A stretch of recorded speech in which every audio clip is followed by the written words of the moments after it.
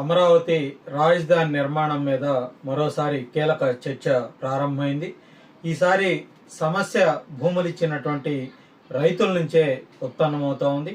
రాజధాని కోసం ల్యాండ్ పూలింగ్లో తమ భూములను ఇచ్చినటువంటి రైతులు ప్రస్తుతం అమల్లో ఉన్నటువంటి ఎఫ్ఎస్ఐ అంటే ఫ్లోర్ స్పేస్ ఇండెక్స్ ఈ నిబంధనల వల్ల భారీ నష్టాలు ఎదుర్కొంటున్నామని పెద్ద ఎత్తున వాళ్ళు మదన పడతా ఉన్నారు.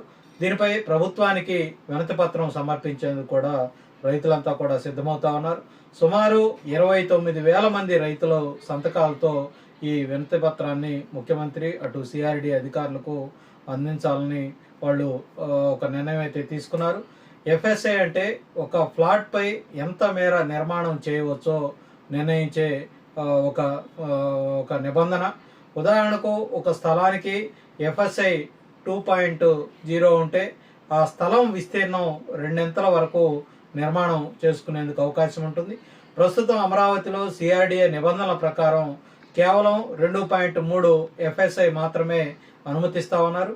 కానీ పక్కనే ఉన్నటువంటి గుంటూరు, విజయవాడ, మంగళగిరి నగరాల్లో 4.0 ఎఫ్ఎస్ఐ వరకు కూడా అనుమతిస్తున్నారు. ఈ అసమానత వల్లే సమస్యలు తలెత్తా ఉన్నాయని రైతులు ఆరోపిస్తూ ఉన్నారు. రైతులు చెప్తున్నటువంటి లెక్కల ప్రకారం ఒకరు 4,000 గజాల ప్లాటు కలిగి ఉంటే 4.0 ఎఫ్ఎస్ఐ ఉంటే దాదాపుగా 1,44,000 చదరపు అడుగుల నిర్మాణం సాధ్యమవుతుంది. కానీ 2.3 ఎఫ్ఎస్ఐతో అది సుమారుగా 82,800 చదరపు అడుగులు మాత్రమే పరిమితం అవుతుంది. అంటే దాదాపుగా 24,000 చదరపు అడుగులు నిర్మాణం కోల్పోవాల్సి వస్తుంది. ప్రస్తుతం మార్కెట్ ధరల ప్రకారం ఇది 15 రూపాయల నుంచి 20 కోట్ల వరకు కూడా నష్టం జరుగుతుందని వాళ్ళు అంటా ఉన్నారు. ఇది కేవలం లెక్కల పరిమితి మాత్రమే కాదు, వారి భవిష్యత్తుపై పడుతున్నటువంటి ప్రభావం అని కూడా వాళ్ళు భావిస్తూ ఉన్నారు. ఈ పరిస్థితి రియల్ ఎస్టేట్ రంగం మీద కూడా తీవ్ర ప్రభావం చూపుతా ఉంది. అమరావతిలో నిర్మాణ ఖర్చులు చదరపు అడుగుకు సుమారుగా 10,000 వరకు ఉన్నాయని బిల్డర్లు అయితే చెప్తా ఉన్నారు. కానీ ఎఫ్ఎస్ఐ తక్కువగా ఉండటంతో పెట్టుబడిపై లాభాలు రావటం కష్టమవుతా ఉంది. అందుకే చాలామంది బిల్డర్లు అమరావతిలో ప్రాజెక్టులు చేపట్టడానికి ముందుకు రావటం లేదు. దీనివల్ల నిర్మాణ కార్యకలాపాలు మందగిస్తూ ఉన్నాయి. ఇప్పటికే ప్లాట్లు అమ్ముడుపోకపోవటం, కొత్త ప్రాజెక్టు లేకపోవటం వంటి సమస్యలు కూడా తలెత్తా ఉన్నాయి. ఇదే పరిస్థితి కొనసాగితే అమరావతి ఒక గోస్ట్ సిటీగా మారే ప్రమాదం ఉందని కూడా రైతులు హెచ్చరిస్తా ఉన్నారు. దేశంలో ఇప్పటికే నయా రాయపూర్ వంటి ప్రణాళికాబద్ధ నగరాలు అభివృద్ధి లేక నిర్మానుష్యంగా మారినటువంటి ఉదాహరణలు కూడా ఉన్నాయని వాళ్ళంతా కూడా చెప్తా ఉన్నారు.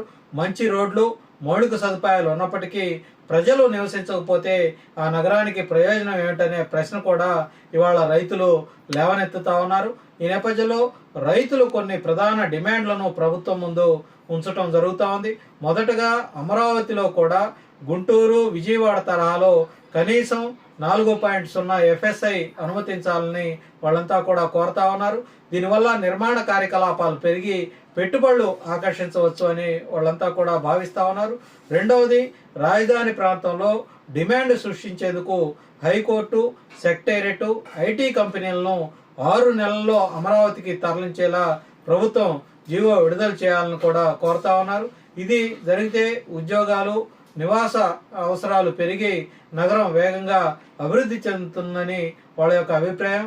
మూడవ డిమాండ్గా సిఆర్డిఏ విధిస్తున్నటువంటి ప్రీమియం డెవలప్మెంట్ ఛార్జీల భారం తగ్గించాలని కోరుతున్నారు. ప్రస్తుతం ఉన్నటువంటి ఖర్చులు రైతులకు అటు బిల్డర్లకు భారంగా మారుతున్నాయని కూడా వారు అంటున్నటువంటి పరిస్థితి. కనీసం 50% రాయితీ ఇవ్వటం ద్వారా నిర్మాణ రంగానికి ఊతం ఇవ్వవచ్చు అని కూడా రైతాంగం అంతే సూచిస్తూ ఉంది. మొత్తంగా చూసుకుంటే ఇది కేవలం ఎఫ్ఎస్ఐ పెంపు కోసం చేసే విజ్ఞప్తి మాత్రమే కాకుండా అమరావతి భవిష్యత్తు దిశను నిర్ణయించే కీలక అంశంగా ఇది మారిందనే చెప్పుకోవాలి. ఒకవైపు ప్రభుత్వం ప్రణాళికాబద్ధంగా రాజధాని నిర్మాణం చేపట్టాలనుకుంటే, మరోవైపు రైతులు తమకు న్యాయం జరగాలని కూడా కోరుకుంటా ఉన్నారు. ఈ 2 లక్ష్యాల మధ్య సమతుల్యం సాధించడం ప్రభుత్వానికి ఇప్పుడు అతిపెద్ద సవాలుగా మారింది. ఇప్పుడు ప్రభుత్వం తీసుకునే నిర్ణయం అమరావతి అభివృద్ధిని వేగవంతం చేస్తుందా లేదా మందగమనంలో ముందుకు తీసుకెళ్తుందా అనేది భవిష్యత్తు నిర్ణయించబోతా ఉంది. రైతుల మాటలో చెప్పాలంటే రోడ్లు, అదనక సౌకర్యాలు కల్పించడం మాత్రమే కాదు, ఆ రోడ్డు పక్కన అక్కడ మనుషులు నివసించే విధంగా ఉండాలి. అదే జీవితం రావాలంటే విధానాల్లో కొన్ని మార్పులు రావాల్సినటువంటి అవసరం ఉందని కూడా రైతాంగం అయితే స్పష్టం చేస్తా ఉన్నారు.